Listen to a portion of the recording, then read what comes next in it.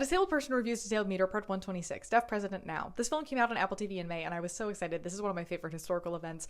If you're not familiar, Deaf President Now was a protest at Gallaudet University in 1988, after yet again a hearing person was chosen to be the next president of the only deaf university in the world, and the way this sort of ragtag protest begun by pure rage became something organized and successful is just so delightful. But anyway, high hopes for this film, and they were more than met, if not exceeded. It was really beautifully done. They used so much footage I've never seen before, and were very careful in showing how each main figure in this protest grew and changed over the course of that week. And the narrative isn't really in any of the history books. It is there if you look between the lines, but it made me really happy to see that more centered. And they weren't afraid to show the tension between people and how often they disagreed about politics or what it means to be deaf versus what it means to be hearing. I felt like that really reflected how on the fly the overall situation was, and I think this film did a fantastic job of integrating information about deaf culture and deaf and disability history without it feeling a lot like exposition time that somebody with a disability would feel is tedious or detracting from the story. It never felt like, oh, this, film was deliberately for the hearing gaze. It felt like it was just a part of the story at hand, which is difficult to pull off. I also must compliment the sound design. There are some hallmark design choices of media about deaf stories that at this point have become a little tacky. None of the major ones appeared in this one at all.